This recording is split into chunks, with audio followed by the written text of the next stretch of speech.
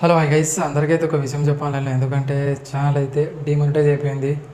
ఎందుకు అయిపోయింది అనేది పెద్ద ప్రాసెస్. నేనే వర్క్లో బిజీగా ఉండి వేరే వాళ్ళకి ఇచ్చి చెప్పిద్దాం ఛానల్. ఎందుకంటే మధ్య మధ్యలో మనం అప్పుడప్పుడు వీడియోస్ పెట్టుకుంటే హ్యాష్ ట్యాగ్స్ కానీ టైటిల్స్ కానీ డిస్క్రిప్షన్స్ కానీ మొత్తం వాళ్ళు చూసుకుంటారేమో అని ఆ థాట్లో అయితే నేను ఛానల్ వేరే వాళ్ళ చేతిలో పెట్టాను. బట్ వాళ్ళు చేసిన పనికి అయితే మాత్రం నా ఛానల్ మొత్తం డిమానిటైజ్ అయిపోయింది. వచ్చే పేమెంట్ కూడా హోల్డ్లో పడిపోయింది. ఇప్పుడు ఆ పేమెంట్ వస్తుందో రాదో కూడా మనకు తెలియదు. చాలా అసలు ఫుల్ తిట్టేసా. ఎందుకంటే కొంత కష్టపడి చేసిన ఛానల్, లక్షకు దగ్గరలో ఉన్న సబ్స్క్రైబర్స్, వ్యూస్ కూడా చక్కగా అసలు. అందుకే నేను ఛానల్ని కొంచెం లైట్ తీసుకున్నాను. అందుకే చాలా, ఎందుకంటే ఇప్పుడు ఇంట్లో వర్క్, ఫ్యామిలీ ప్రెజర్స్ కావడం వల్ల అందుకే ఛానల్ని తీసేద్దాం అనుకున్నా. కానీ సరే పోనీలే, నడిపిద్దాము, ఎలాగో చేసుకుందాం మెల్లమెల్లగా అనుకున్నా.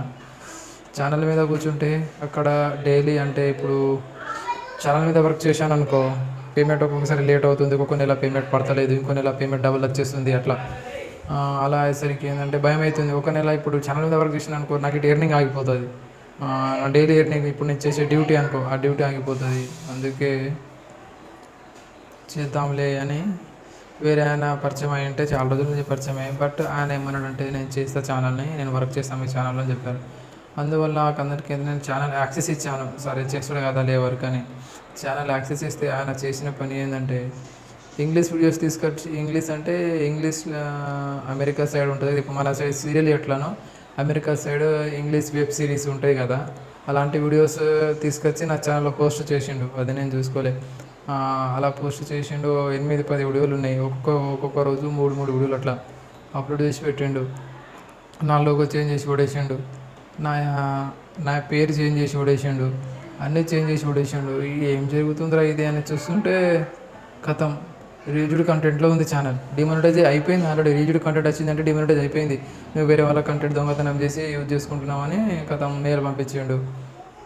ఇంకా ఏం అర్థం కాలే. అతనికి ఇక మెసేజ్ పెట్టాను, ఏంది చేస్తున్న పని ఏంది ఇది అంటే, నేను చూసుకుంటా, నీకు ఎందుకు టెన్షన్ అన్నాడు. సరే ఆడ అంటే మనం అప్లికేషన్ మళ్ళీ రీఅప్లై పెడితే మన ఛానల్ మనకు వస్తుంది, ఆ ఆప్షన్ ఉంది అక్కడ.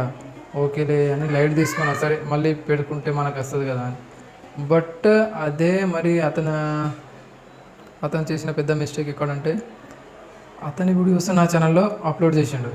అతని వీడియోస్ నా ఛానల్లో అప్లోడ్ చేసి దాని ద్వారా అతని ఛానల్ నుంచి నా ఛానల్కి స్ట్రైక్ పంపించాడు. అది కూడా కాపీ స్ట్రైక్ క్లైమ్ కాదు, కాపీ స్ట్రైకే పంపిండు. కాపీ రైట్ క్లైమ్ పంపింటే బాగుండే.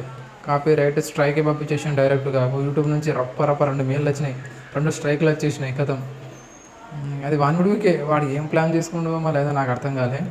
2 వీడియోలు నా యూట్యూబ్ ఛానల్లో పోస్ట్ చేసిన తర్వాత వాడే స్ట్రైక్ పంపిండు. నేను పంపలే, ఆ ఛానల్ నాది కాదు, నాకు తెలియదు, అట్లా మాట్లాడాడు. నేను సెర్చ్ చేస్తే మనకు తెలిసిపోతుంది కదా ఛానల్ ఏ మెయిల్ మీద ఉంది. కాంటాక్ట్ బేసిక్స్లో వెళ్తే మనకు తెలిసిపోతుంది ఎవడు పంపించాడు మనకి ఏంది ఇది అని. వాడు నాకు పంపించిన మెయిల్ నా దగ్గర ఉంది. మెయిల్ చూసుకుంటే 2 ఒకటే పేరుతో మెయిల్ ఉంది. నువ్వే కదా పంపింది, మళ్ళీ ఏం కథలు తెంగుతున్నావు అని గట్టిగా వేసుకునేసరికి ఆయన కొంచెం రూడ్గా మాట్లాడాడు. రూడ్గా మాట్లాడేసరికి నేనేం చేసిన, ఛానల్ యాక్సెస్ అతని దగ్గరే ఉండే. అప్పుడు కూడా ఛానల్ యాక్సెస్ తీసేసి అప్పుడే రపారపు ఇంకో వీడియో ఉండే ఆయనది, ఆ వీడియో డిలీట్ చేసిన. మళ్ళీ ఇంకో స్ట్రైక్ కొట్టిండే అనుకో, 3 స్ట్రైక్లు అయిపోతాయి, మళ్ళీ ఛానల్ ఎగిరిపోతుంది మనకు. ఇప్పటికే ఛానల్ మీద 2 స్ట్రైక్లు ఉన్నాయి మనకు. ఇంకా అట్లాంటిసరికి అతన్ని తిట్టేసిన. ఇంకా నాదే తప్పు అనుకొని, నేను నమ్మి ఇయ్యడము నాదే తప్పు అనుకొని నేనే సపోర్ట్గా ఉండిపోయినా. ఇలా ఎవరైనా సరే ఇప్పుడు మీ ఛానల్లో మేము వర్క్ చేస్తాము, అదే చేస్తామని బై మిస్టేక్లో మన ఛానల్ యాక్సెస్ మాత్రం ఎవరికి ఇవ్వకండి. ఎందుకంటే మనం నమ్మి ఇస్తున్నాము, ఎంతో కష్టపడి మన టెన్షన్ దగ్గరికి తీసుకొచ్చి అవి ఇవి తిప్పలు పడి చేసి ఇక్కడ దాకా వచ్చాము. పుసుక్కున నమ్మి వాళ్ళ చేతిలో పెట్టామనుకో, ఇట్లా పిచ్చి వీడియోస్ పెట్టి వాళ్ళ ఛానల్ నుంచి స్ట్రైక్ ఇవ్వడం, ఇలా అంత ఆగం చేసేసారు. చాలా బాధ అనిపించింది. ఎన్ని రోజుల నుంచి కష్టపడి చేసిన ఛానల్ ఇక్కడ దాకా తీసుకొచ్చిన ఛానల్ డిమానిటైజ్ అయిపోయింది. యాక్చువల్లీ ఛానల్ని వాడు హ్యాక్ చేద్దాం అనుకున్నాడో నాకు తెలిసి, నాకు అదే అనిపించింది. హ్యాక్ చేద్దాం అనుకున్నాడా ఏదో మళ్ళీ తెలియదు. నాకు అడిగిండు, అన్నీ అడిగితే నేను ఇవ్వలే. జస్ట్ వానికి మేనేజర్ యాక్సెస్ ఒకటే ఇచ్చాను నేను. దానికే పెద్ద లొల్లైపోయింది.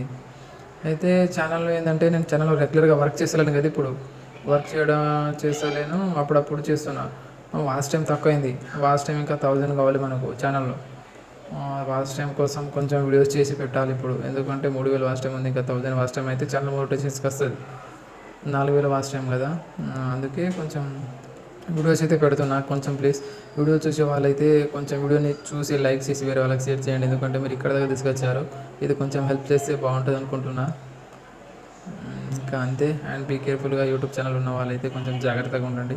ఎవరు పడితే వాళ్ళకు నమ్మి ఇవ్వకండి. నేనైతే నమ్మాను, బట్ అతను అట్లా చేసేసాడు. చూడాలా ఇంకా. Okay guys.